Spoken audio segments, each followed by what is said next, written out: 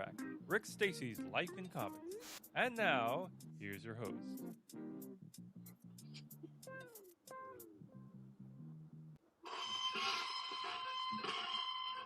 I love it. That's great. Hey, everyone. Oil can, oil can. Hey, everyone. It's, of course, Thomas Townley here. And we're, of course, speaking with Rick Stasi again. Hi. Hey, hey, Rick, what have you been doing since last we spoke? Well, I almost brought it up to show you downstairs. I have my office upstairs here, and downstairs I have a bona fide big art studio, a really large workshop that has everything an artist needs, all the space and tables and materials, and an old Sears Kenmore refrigerator stocked with Diet Pepsi. So I work away down there. What I'm doing now is and I'm really booked artistically until the end of August. So this is a very busy season. I'm doing commissioned illustrations for some patrons that I do work for a lot, quarterly, as a matter of fact. Good. And these are 11 by 14, sometimes bigger, 12 by 16 collages of the characters that they like. So this is not just a Superman or a Hulk or a Batman, although those are later on my list. These are different characters, primarily from DC, Mm-hmm. some from Gold Key that were B level, I guess. If you look at the old Dial H for Hero, you may not remember that. Okay, you may I do. Robbie Reed with Dial Mhm. H, and that's my little sound effect. Old time telephone, and the letter would come up and a hero would appear. So one of the gentlemen that really likes those books collects them, and then wants a collage of three or four of the characters fighting somebody from a Gold Key comic or whatever. When we do another one of these, should you want to, I'll bring them up. And I'll hold them up here because they are big, colorful explosions of action. It's Yeah. trying to catch that lightning in a jar, and I hope that I do. I feel that I do that. Not to, toot my own horn, but toot toot. Um, they really come out great, and this friend of mine that likes this artwork really enjoys this. So off we go. Great.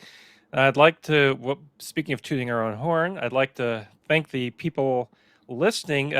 Last week's episode was the biggest episode I've had, 122 downloads. Wow, that's If good.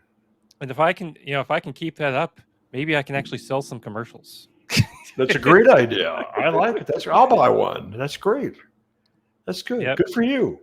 All right. Well, today our subject is DC Comics and your time Okay. there. Okay. Now, you were there in the late 80s, weren't you? Earlier than that, I initiated my Oh, relationship. Yeah, it takes a while to get in. So yeah. I initiated my relationship with DC when I graduated high school. I don't know if we touched on this last time. I don't recall. I think we touched a little bit on it. Right to DC, and then Marvel too. That was 1970. As I taught my class at the Kansas City Art Institute, uh, uh, everything is relationship marketing. So let's use DC and Dick Giordano. Met him in 70. He extended himself to me many times throughout the early parts of that summer. And finally he said, go home and go to school. You're a diamond in the rough, but you got lots of work, Mhm. lots of schooling, and not just comic book education. Become a student of all things, and it'll make you a better artist. But then that's in 70. Then I started doing fanzine stuff after that, and it went on and on and on. Um, I did the All Star Comics Review, which was with Craig Delich, Mhm. and that was in either 76 or 77. So I'm doing day gigs, and I'm going to school, and I get married and all that great stuff too. But I did the Justice Society in this big reference book. So there's a DC for you there. Then I'm doing buyer's guide covers, et cetera, mostly with DC or some, I'll get rid of that pesky noise there. Um, some Marvel characters too. But this paves the way to working with DC. Now, I'm doing conventions, I'm Mhm. doing them all the times. They called this back then fan artists. I guess because if you were published professionally and paid, unless you were paid by Marvel or DC, you were a fan artist. So, but eventually it cracked through in 1980. 3 or Uh-huh. earlier, maybe earlier than that by a wee bit. Um, the way into DC was to fail at Marvel. So Mhm. if you want to hear the failure at Marvel story, I'll tell you that. Um, sure, go ahead. Okay. Okay. So DC's doing a talent hunt. I go to Chicago Con every year, 28 years in a row. Starting off to go up there with my portfolio and get in line and have anybody look at my work and sift through the helpful stuff and abandon all the insults you get, because quite a lot of people in those editorial positions are less than polite with their comments. Okay. In the talent search, I met Joe Orlando and made an appointment with him. Joe is a fantastic illustrator. He was an editor at DC Comics. He's one of the old guard.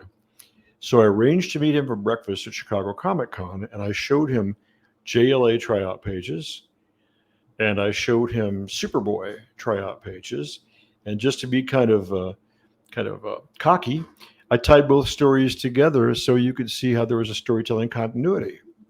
And we sat at the Ramada O'Hare restaurant the day of the convention, had breakfast. He looked at him and he really, really was complimentary looking at my work. And I was thrilled beyond thrilled because I was going to crack that glass ceiling. And after the conversation just lulled for a minute, he goes, "How old are you?" And I said, "I'm 26." And he pushed back all the pages, pushed them back on the table, right past my coffee and my strawberries, pushed them right back. And I said, "Well, what's up?" I'd been in a corporate background, so I knew to be polite. And he said, "I got to tell you, you're 26. You peaked out a long time ago. Oh. You're not going to get any better." And I was flooded with a myriad of emotions, including frustration and a little hacked off too. But you win more flies with honey than vinegar. And I said, "Okay, well, thank you for your input. This is something I've wanted to pursue." And he goes, "You're handling this quite well." And I said, "Well, I've been around the horn, I guess." When I walked out of the restaurant after parting ways in a very friendly manner with him, walked down the hall, and there's a stairwell that goes up to wherever as you enter the big giant convention dealers room and Mhm. meeting rooms. And standing there, because he stood so tall anyway, was Jim Shooter, who I think was like 7'1". And sitting on the stairs talking up to him was one of his freelancers. And Jim said, because I saw Jim many times because I tried to score work with him, he goes, "Rick, how'd it go?" And I said, "Well, Joe Orlando told me." I related the story to him. And he goes, he used an expletive that I'll spare you with right now. But he was very explanatory and how upset he was to hear that my age was a factor. And there was a young artist sitting with him, and he said, "Can I see your stuff?" And I said, "Yeah." And I pulled out the Superboy pages, thumbed through there in the JLA. And Jim said, "This is really solid stuff. It's good storytelling and really nice drawings. Mhm. And the young man that was sitting there with him made the same kind of comments. He said, "This is oh, there's Jim Shooter." He said, "This is really, really good, man. Don't let him take you out. Don't let him knock the wind out of your sails." And I said, "I know you from somewhere." And he said, "Well, I work for Marvel." And I said, "Well, you are?" And he said, "Frank Miller." So Miller gave me a bit of a boost Ooh. there too. Yeah, so I felt good. Shooter flashed me a business card and he said, "Nuts to them. Get a hold of me when we get back in town." This was either 82 or 83. "And I'll send you a tryout on something," which I did. And he sent me the Avengers, and it focused on the Vision. Mhm. So cranking this out, trying to do this. We've got a new baby. I'm working a day gig. I don't get home till 7 o'clock, but you really have to want to do this. And I penciled out like 12 pages of Avengers for him as a sample. So my best work. And I sent it off to him, and I realized everybody's traveling. It's going to be a while before he gets back to me. And he just didn't for a long time. Once I finally called and got a hold of the secretary there, she said, "He's going to drop you a letter, so look for it in the mail. Sorry, we're just swamped right now." Mhm.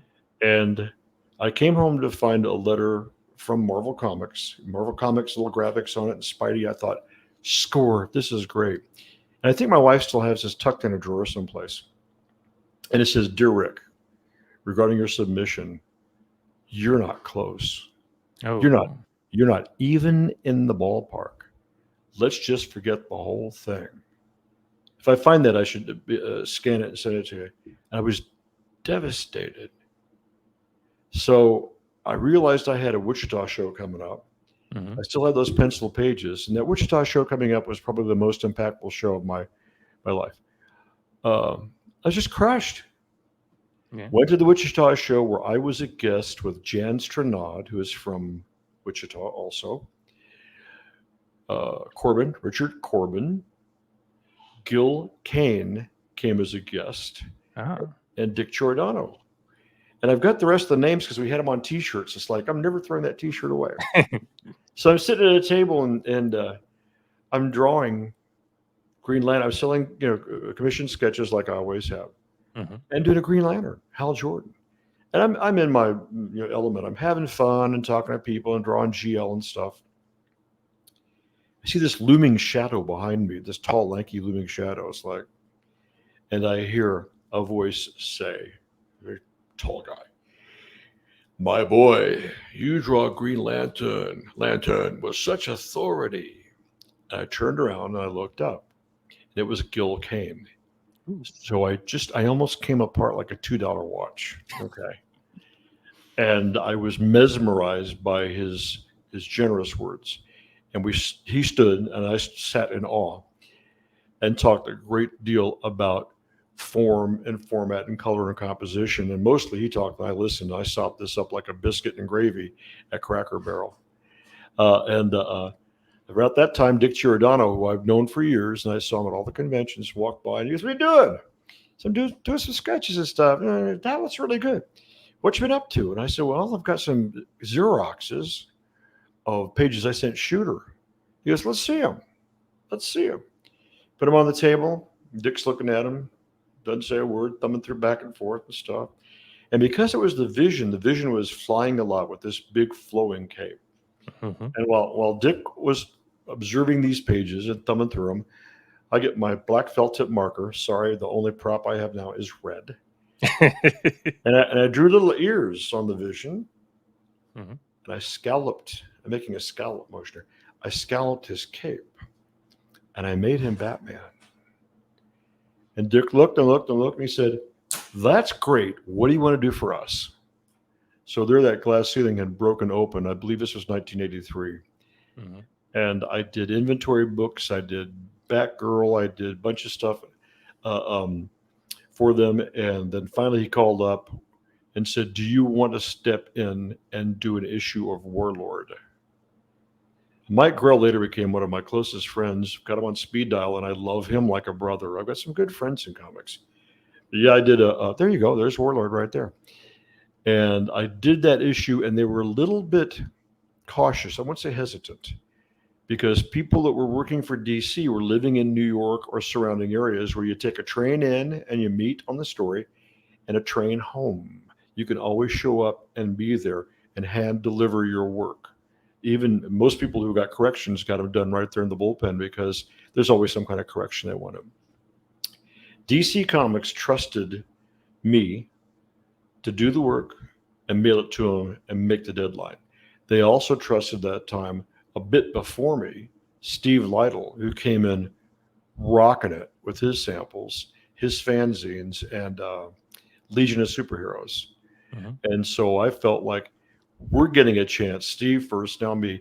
Don't blow the deadlines. There's no FedEx at that point that I knew of or what have you. Hmm. I get the script for Warlord and I give it 110%. I just, hyperbole, but you just eat, sleep, and bleed Warlord the whole time.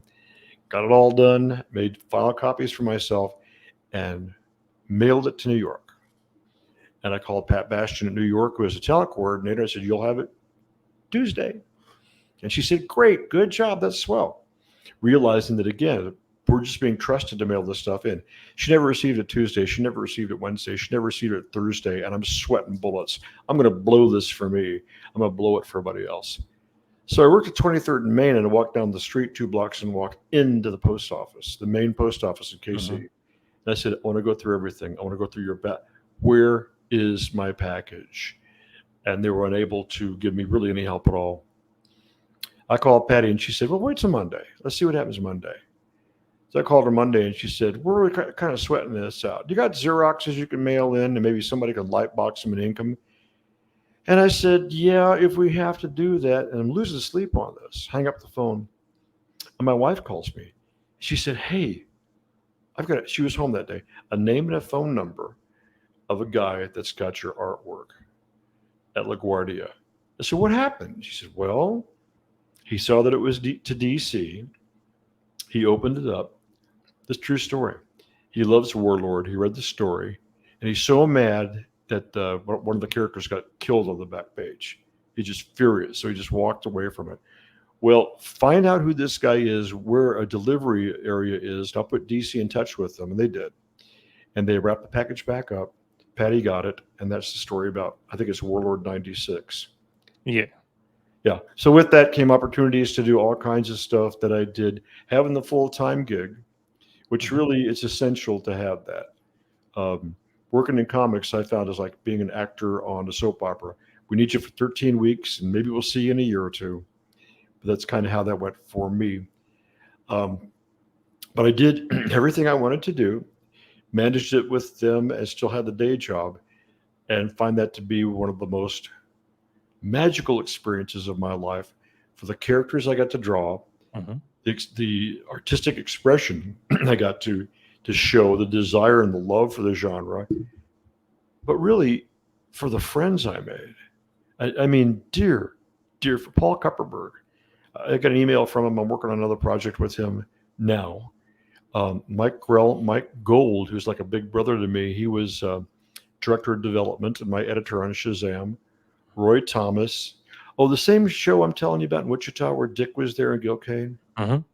Have a young man that comes up to my table and I'm buzzed. I'm just so happy that Gil's there and Dick's there and things are starting to turn. I worked for a building materials retailer in Kansas City as creative director. Mhm. What city are you in? You're in Wichita? King. I'm in Kingman. It's right outside Wichita. Okay. Do you remember a building materials specialty retailer named Payless Cashways Building Materials? Yes, I do. Okay. They went out of business Mhm. 6 months before I quit. I was there 24 years, I think, as a senior creative director in marketing and advertising and stuff. Good gig, salary was good, benefits were good. And a guy comes up to my table and he goes, Mr. Stasi? And I said, yes. And he says, would you sign a piece of your artwork for me? And I said, yeah. And he pulls an ad out of the Sunday paper. And it's a building materials ad.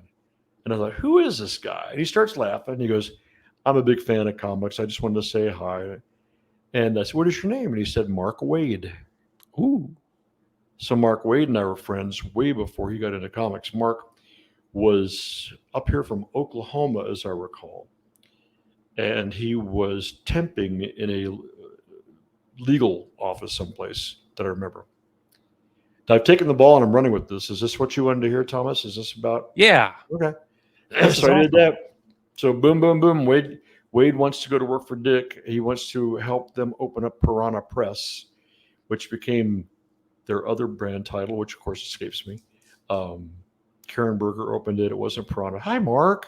You look so nice. Anyway, I'm working back and forth, and the Batman film at Shepperton Studios is in production with Michael Keaton. We're doing a show in town at the Kansas City Comic Book Convention Club, MoCan, whatever they call themselves. Mhm. And the guest list included Dick Giordano, Pat Bastian from DC, who are returning from England because they had to, inspect the sets or whatever. They just went over there because they work for DC and they saw the cool stuff going on. Dick Sprang, if you remember him, Yeah. he's well worth your time. He's a saint. Kurt Swan, Mike Gold came, Paul Kupperberg came to this big. I don't recall if Julie Schwartz was there, although Julie came to many Kansas City shows. He might have been there too. And they all came to the pre-convention party at my house. So we got all these, little Hy-Vee sandwiches. It's a retail grocery store in town here, and beer and pop and stuff. And then my mom and dad are watching the kids, and we have quite a spread for all these people, including the brass of the Kansas City Comic Book Club. Mhm. But the day before this all took place, we get a phone call. My wife was in the garage. I'm in the car vacuuming it. She goes, "It's that Mark Wade fella." I said, "Okay." I said, "Hi, Mark." He says, "Hi, Rick." He said, "I understand you're having a party tomorrow." I'm popping my piece. I'm sorry.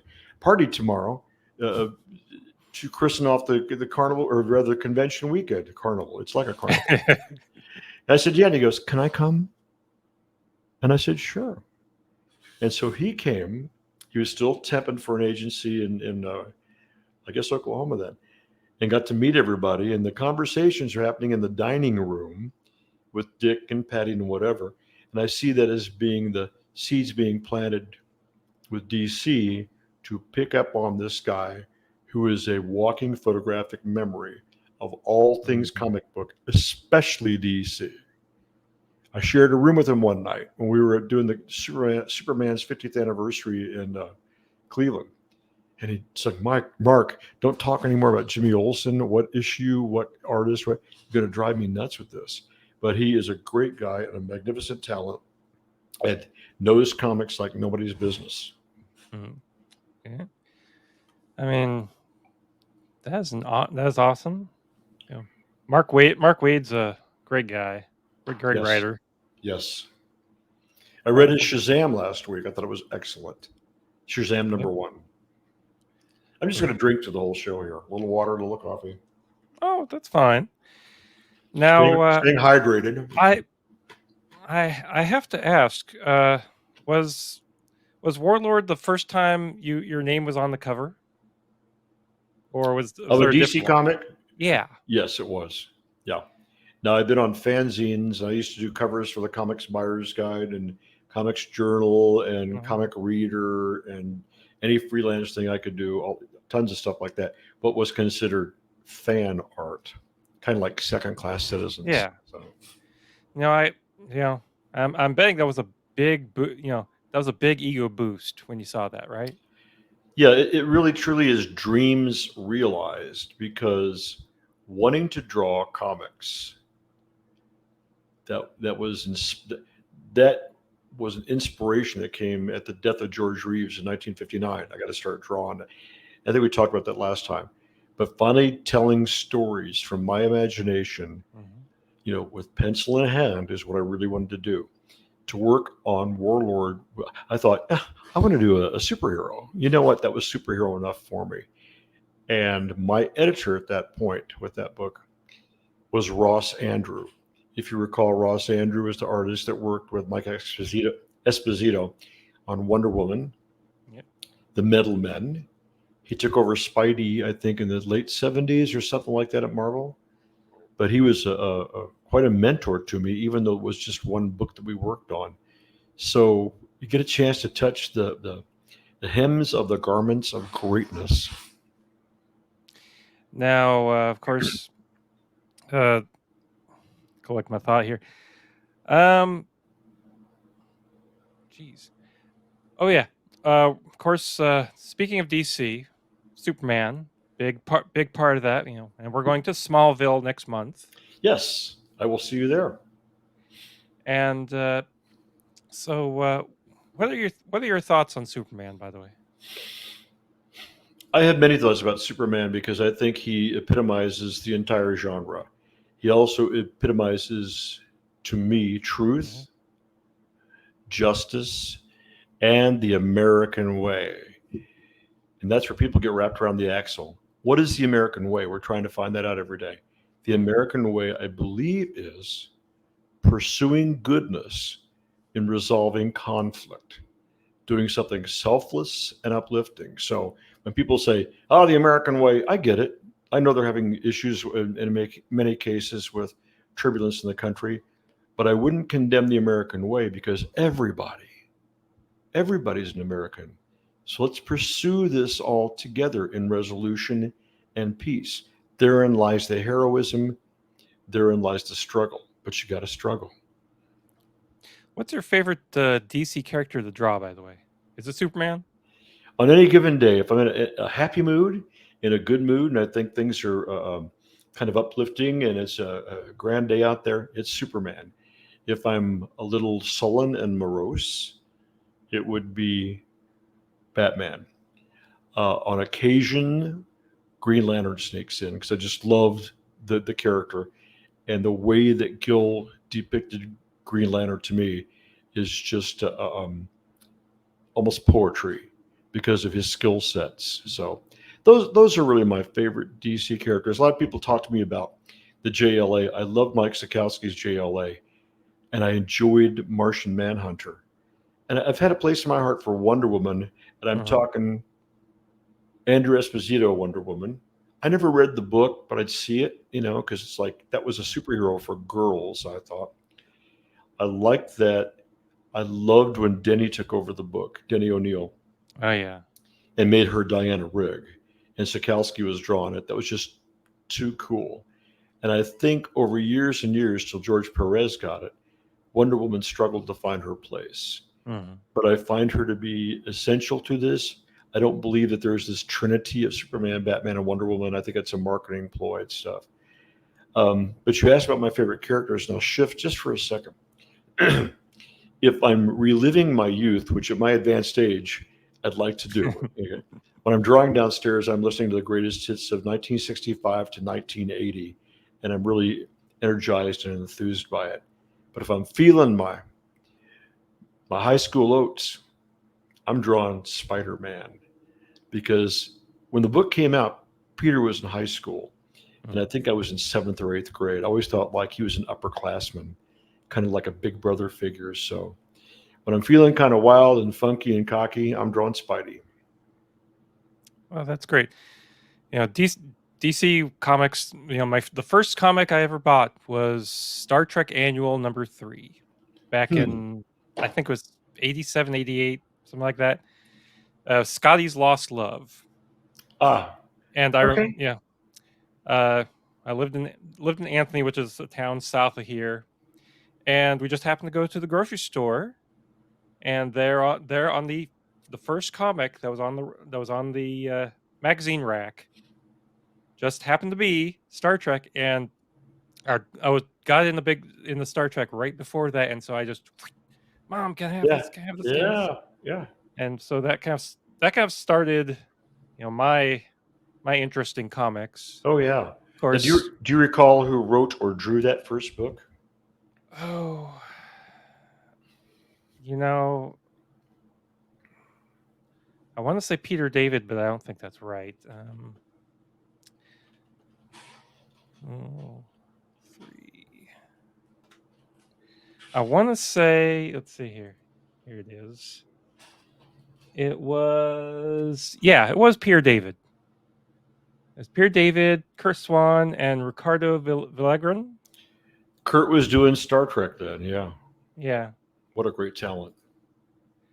yeah.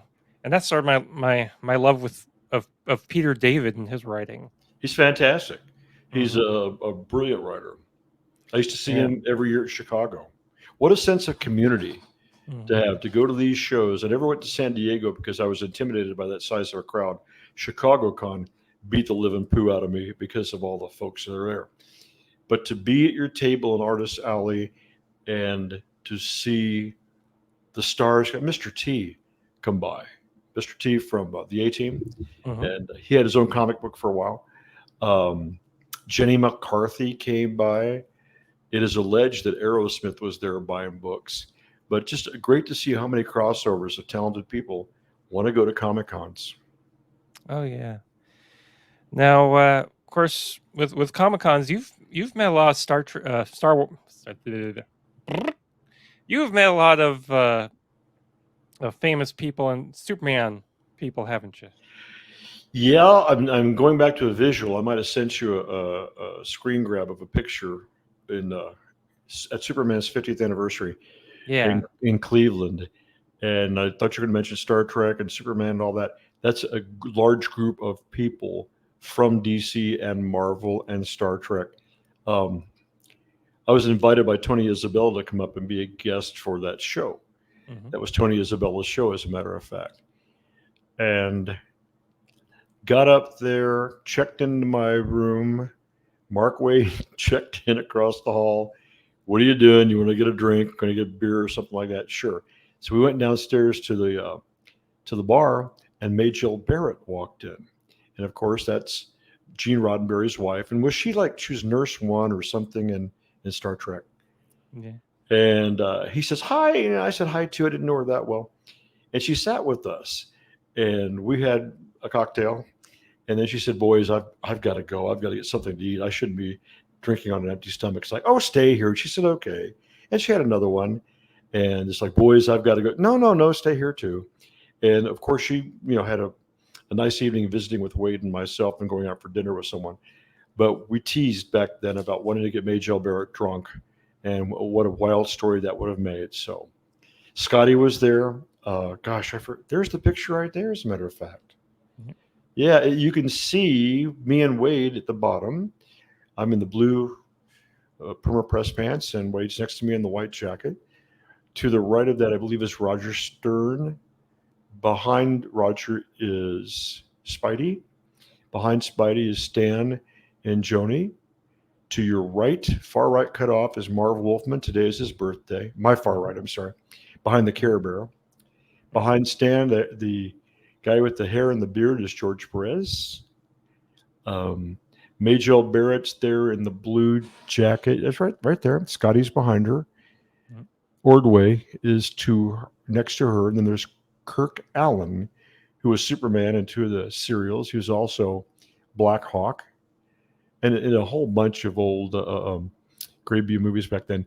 That is Mike Carlin, the great Carlini. In front of him is Schwartz, Julius Schwartz. Don't call me here. I'm busy. Next to him is Harlan Ellison. Behind him is Don Rosa, Kino Don Rosa. And I'm kind of squinting here. Down in the front is, next to Harlan Ellison's his girlfriend. And boy, did Julie Schwartz take a lot of attention towards her. He liked her a lot. Yeah. Down on one knee, right there is to the left of that woman whose name escapes me, is Kurt Swan. Kurt's in the white shirt. Next to Kurt is Maggie Thompson. I believe it's Don Thompson, her husband, who passed away like just a year or two after that, and it was devastating for her. The gentleman that played Shazam Captain Marvel was a local performance artist whose name escapes me because there's so many people coming in and out of these things. The woman in the blue jacket there is Peggy May, and she ended up marrying Jerry Ordway. She was public relations for DC Comics. And I'm trying to think. Okay, behind Wade is Roger Stern, and to right of him is Carrie Gamble. I made a mistake there. Mhm. And can you find, right behind Wade, the guy with red hair, Bill Mumy from Lost in Space? Do you see him there, right there? And that's his wife behind him. So I feel like I'm doing a vision test my doctor. It's like ENLLA. So And folks, you can see this picture over at my website multiversetonight.com. I have of course oh my gosh. Rick's photo album here. Yes, the great Noel Neal, who I adore. I loved Noel Neal. Noel was not getting any work after the Superman series. She had plenty of work beforehand because she was in all those grade B westerns and some detective stuff too. They allege that she just wasn't, and I'll say this appropriately, sexy enough or attractive enough to get work. And she worked at United Artists as a secretary and did other stuff too. I knew she was touring the college circuit. I was looking very young there, as a matter of fact. I knew she was touring the college circuit, and we were having a show in Wichita. And I wanted to help with the talent, as I did, because I had some connections. So I got a hold of Noelle, and I sent her a letter. And I said, would you be a guest at a Comic Con? She'd never been to a Comic Con. I believe this was 1980. And she said yes, and the con folks set it up. I had her do a radio remote from Kansas City, interview on KMBZ radio. She made it to the downtown Wichita Hotel. My wife and I met her. We had dinner. I was thrilled because, come on, man, Lois Lane. And we spent the evening talking about what a rat Bing Crosby was, the man that discovered her, and what a lech he was. Here, married man with a wife that was sick and coming on to her that way. But Noelle was wonderful, and I tell the story about she asked me to save her one time, like Superman. Mhm. And people say, what does that mean? She had the room adjoining ours in the hotel.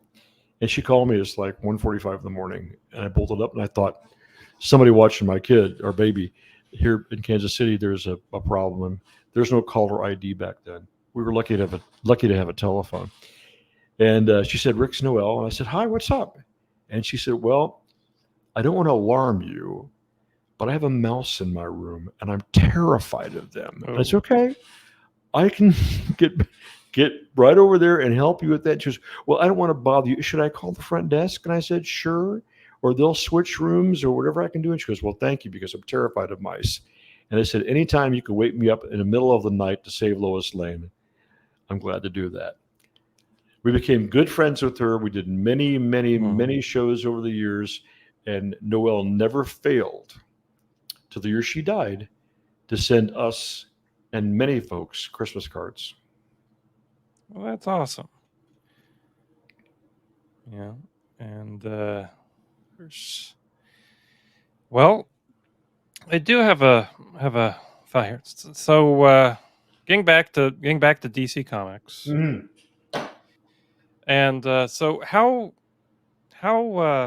many times did you work for DC over the years? I don't know, enough.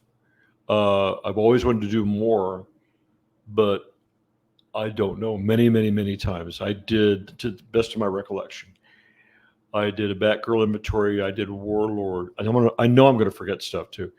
I did Legion of Superheroes Secret Origins. I did tons of Who's Who stuff. I was the cover artist for Crimson Avenger, 3 out of 4 copies of that miniseries, or issues, I should say, of that miniseries.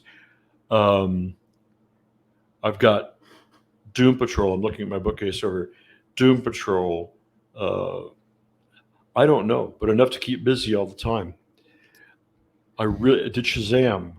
Uh, Always had work in there, and the moment it lapsed, I got snapped up at Marvel to do some stuff, which is good too. So Oh, speaking of Shazam, yes, which used to be called Captain Marvel. right.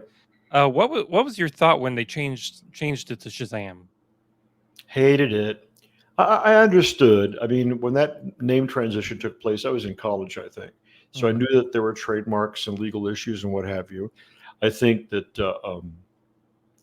I wished Marvel would have allowed more flexibility to DC to just run a comic called the original Captain Marvel. Yeah. And I don't know the machinations of what took place with that, but when Stan did his first quotes, air quotes, science fiction comic, Captain Marvel, and that was Marvel, and Stan Hmm. wrote it, and Gene Colan drew it. I thought that was great because I knew that Captain Marvel, Shazam, was an old time character. But when you bring them both into the universe, now the multiverse, I thought it was goofy that DC didn't handle it any better. And so, you know, thinking thinking logically here, um, you've caught me. Caught me. Thinking logically, good luck with that. I have yet to accomplish that. So, you know. Is there a character that you never get asked to draw? Is there one that you wish someone would ask you to draw, but you never get requested? I'm doing years worth of research up here in my Rolodex, going back to even conventions or comic books or whatever. And I have to tell you, no. I mean, let me say this. I wished Hmm. I could have done an issue of Archie for Archie Comics, but that never just, I would never was there when there was an opportunity or vice versa, what have you. Hmm. That didn't happen. I love Popeye. I would have loved to have done 8 pages of Popeye if there was a need for 8 pages of Popeye, but that never raised its head. So, especially doing the Who's Who characters for DC, I can't tell you how many weird characters I never heard of. I had to do research on, excuse me, so I could do Mary, Merry, Hmm. Girl of 1,000 Gimmicks, which sounds like a cult film Hmm. that's from 1979. Okay. But the tons of aliens and characters and things. Um, One thing I really wanted to do, and I find Xerox is downstairs in my file. I wanted to do the quintessential Superman story that I wanted to do my way. And I Mhm. wanted to make it a series of issues that would print as a trade paperback, about yay thick, not Yeah. overwhelmingly thick. And I wrote the premise for it, and I drew the sample for 6 pages, and it is Fleischer style. And I wanted either Kupperberg or Roy Thomas to dialogue it and edit it, make sure I'm reined in okay. And I wanted Terry Beatty to ink it, and it starts with the mad scientist, and it ends up with Pearl Harbor. And it takes bits and pieces of all those uh, cartoons and really plays out some story that you never thought of. Gives it some continuity so you have one continuous storybook. And I wanted it storybook style. I didn't necessarily want word balloons and stuff. Kind of like what Paul Dini did with Alex Ross on all the big tabloid treasuries of Mm. Shazam and Superman and stuff. This is before he did that. And I really wanted to do that. And it sat at DC and went through many meetings and stuff. And Mike Carlin said, nice try, but we're not looking to reinvent the past. We don't want any nostalgia. We want new things, and so it went away. Well, of course, DC has built itself on rebooting and nostalgia and stuff, so Mhm. it was the right place but the wrong time. But that was something I really thought would be great for me to do and great for the fans. Oh yeah, that sounds great. I think I'd love to see that personally. If I find any of those pages downstairs, Hmm. I'll bring them up and scan them or whatever and send them to you. And just for grins, you can take a look at it because Superman's not introduced to like the third or fourth page. Hmm. It is the mad scientist fighting off a government agent, and he's fighting from the lighthouse from that first cartoon. And the bird from the first Superman cartoon, if you recall that very Hmm. first Flesh cartoon, attacks the government agent who falls seemingly to his death in the waters at the base of that lighthouse. Dropping his attaché case, which opens up, and all these secret blueprints start flying around in the air. And they're titles of the other titles of the cartoons, like Volcano or Japatours or whatever. So That sounds excellent. it All was right, cool. so I think we're about ready to wrap it up for today. But I have one, of course, interesting question from my deck of questions here. Okay. What is your most unusual talent? Oh my. I do impressions, and I do impressions of probably famous Hollywood dead people. And I do that not because I'm a great impressionist. I'm a great mimic. I'm like a parrot. I hear something and I can make that sound like that. I don't know if you remember the golden days of TV or Hollywood. Dean Martin and Jerry Lewis. Remember them at Hmm. all? Okay, I can do both of them, talking to each other, and I'm a hit at a party for old people. Um, do that. Do there? I was in a band, rock and roll band. I played keyboards. So I was front man, and I did a lot of the singing. Not because I'm a good singer. I'm not necessarily a good singer, but I'm a good enough mimic to pull off some Beatles stuff that sounds like a good cover song. I will say I found this DVD about a month ago. We were on a Carnival cruise ship in the early 2000s in Italy, and my daughter was with us, and we did some karaoke, and you laugh it off. It's just kind of fun.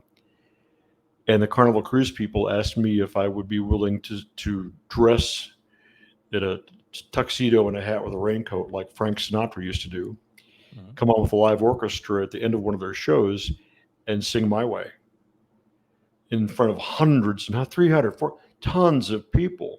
And yeah, I had to rehearse and stuff like that, but I did it. And for me, that was a life achievement to do that. And then finding the video and some of the stills about 2 or 3 weeks ago, I thought, that was something. That's an oddity. But that might be one of my oddest talents that I have. Well, that's an excellent talent to have, of course. I was Sinatra for one song, one time. It was Showgirls and the whole thing. If I find one of those pictures just for grins, or and they're a little fuzzy because I shot them with my phone on my TV. Mhm. I'll send them to you, and they're a bit of a giggle. Well, that's great. Well, as I said, I think we've done enough damage for today. This is damage control. Yeah, Yeah. All right. Next time, I say we cover Marvel Comics. great. Sounds good. Uh, We could talk about Stan. yep. I love the man. Oh yeah. Yeah. He was excellent. You know, he's the only autograph I have that's in my living room. Oh, okay. I Yeah. have the picture of that from the convention a few years ago of him and my wife and myself. Yep. And so I had him autograph that, and I put that in our living room. So he's got a place of honor in there. There you go. I think I sent you pictures from 1975, my second convention. Did you get a chance to look at Stan? Yeah. Big, tall, handsome, lanky guy. He looked Mhm. like Burt Reynolds. Yeah. But look what time does to us, though. Okay. And of course, once again, got plug Smallville next month. Yeah. We'll be 5 there having weeks. fun. Yes. Yeah. I'm Yeah. working on new art for that, so that'll be Yep. fun. That's a blast for me. You know, I have my table. You have your table. I mean, Yes. you know, if you're in Hutchinson that weekend, come by, say hi. And with that, we'll bid farewell and see you later. It's always a pleasure. Thanks so much. Take care. And now the Spinner Rack from the Phantom Zone.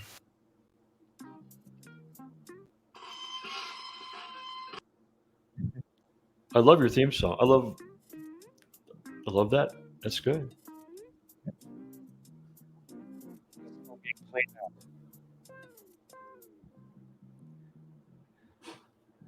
Copyright Multiverse Tonight 2023. All rights reserved. Easy for you to say. It was fun.